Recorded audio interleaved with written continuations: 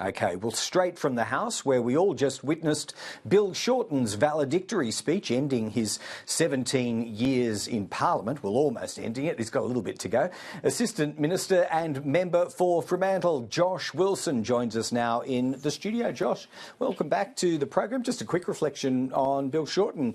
We may as well do that right off the top. After a big tilt at the Prime Ministership, not once but twice, he seems pretty relaxed about his political mortality.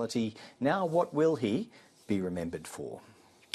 Well, it was lovely to hear Bill Shorten's reflections on 17 years of contribution in Parliament and some reflections on the contributions he made to Australian life before that. It was a typically thoughtful, generous and good-humoured and self-deprecating contribution from Bill. I think it was lovely to have the whole House of Representatives full to hear his look back on the things he'd done and his look forward, because he's going into a role where, as he sort of said, he's going to focus on Australia's future through the future and well-being of young people. And that's in keeping, I think, with his approach to politics and public life. He'll be remembered for lots of things, obviously going back to his contribution to the Labor movement, the Beaconsfield mine disaster, and then in this place, things like the NDIS, which I've no doubt will become, as he said, one of those exceptional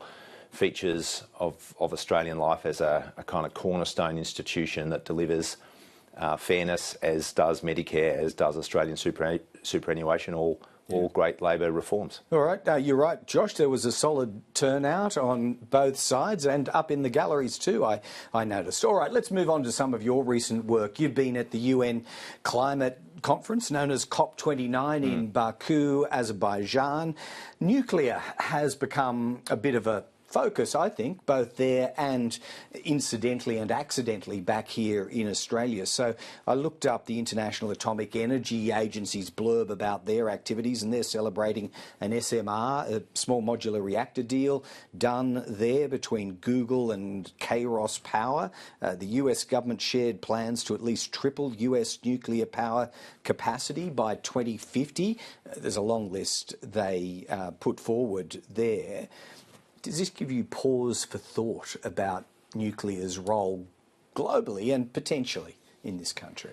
Not really. I mean, you mentioned some things. I think at that conference, nuclear was a fringe issue. The primary focus is on dealing with climate change, and the main way that we do that is by massively increasing our investment in clean energy and renewable energy and storage and the kinds of technologies that go with that. That's clearly in Australia's best interest, both because we are already affected by climate change. We're in a region that will be affected by climate change, but we have a lot to gain by the energy transformation and the sort of decarbonised industry opportunities in things like green hydrogen, green metals. So that's our future. I mean, nuclear, the reality of nuclear, the head of the IEA, when he was in Australia, said quite clearly that it had no role here in Australia.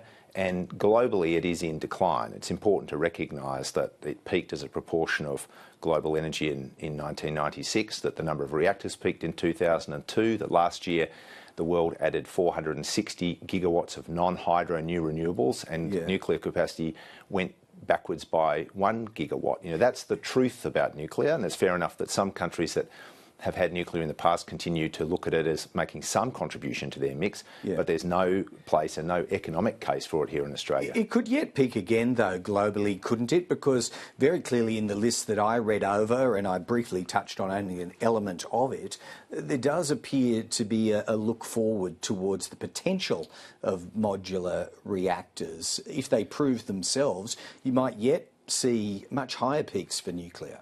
Well, nuclear has been an industry that's been around for a long time. It likes to pretend that it's always on the cusp of some fantastic new technological revolution, but almost all of the fairy tales that the nuclear industry has told have failed to come true. And unfortunately, it's been the nightmares in the case of Chernobyl and Fukushima that have become the reality. There aren't yet any functioning SMRs in the world, and the coalition likes to put a lot of time and energy into that particular fantasy in lieu of having a national energy policy or anything that looks like it. But the poster child for SMRs worldwide, and certainly from their point of view, from Ted O'Brien's point of view, was the SMR project in the United States being undertaken by NuScale. Now that was the Bill Gates back. No. That was a separate one. Bill Gates has another one. But NuScale went down the path that all nuclear projects tend to go, which is very rosy-eyed aspirations that are then followed by lengthy delays, massive cost blowouts, and ultimately, in the case of NuScale, the project collapsed, and it took $900 million of US taxpayers' funds with it. All right. Look, I do want to get to Future Fund, but one more on COP since you were there, and I'm sure you were advancing the case for Australia to host COP31 along with some Pacific partners. Now, Turkey remains in the race. You're getting close to the point of having to admit this won't be viable for Australia unless Turkey is to drop out very soon, simply because it's a big project to pull together and you're under 2 years now.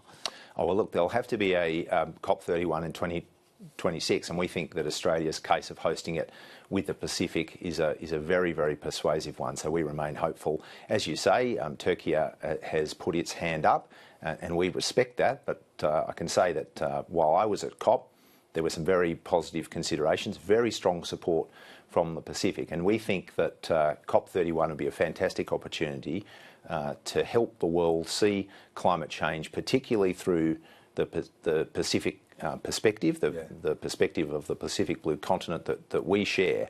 This is an area that will be dramatically affected by climate change. It's an existential risk for many nations in the Pacific, and an existential risk that's not a long time into the future, and we think that together Australia and the Pacific are making a very strong case. We hope that that's resolved in our favour as soon as possible. Okay, still in the race then. So on Future Fund, I don't need to summarise what the Treasurer has announced today. Is the Future Fund's book currently underdone for Australian-based energy investments, or more particularly clean energy investments? I don't think that that's the view, and certainly that's not the way that the Treasurer has presented it. I mean, the Future Fund actually is a significant investor in solar and wind projects. I think it has something like $1 billion invested in projects of that kind, makes it one of the largest investors in those kinds of projects, and that's a good thing. So why do they need a mandate? Well, I think it's, as the Treasurer said, that the Future Fund is a really important and successful feature of institutional life in Australia, but we should always look at those things in terms of how we can make them better and stronger in future. And all the Treasurer has done and the Finance Minister has done is ensure that when the board makes its independent decisions, taking this exact same response to risk and return as it always has done, prioritising stability of investment and high return to the fund, it should look at the potential of investing in those kind of priority areas, all other things being equal. And that's a good thing because they're in Australia's best interest. Yeah, all right, that's the case made. I think we got the response from the fund as well that they have adopted this and will go forward with it. I'll just say, is it at all surprising that Angus Taylor basically says no, no, no, no, no? I mean, has there literally been anything in the last 2.5 years of this Parliament that the Coalition has been prepared to take a faintly constructive approach to? I just think it's bewildering. All right, well, we'll take that up with subsequent guests on this program. Josh Wilson, really appreciate it, as always. Thanks. Thanks, Greg.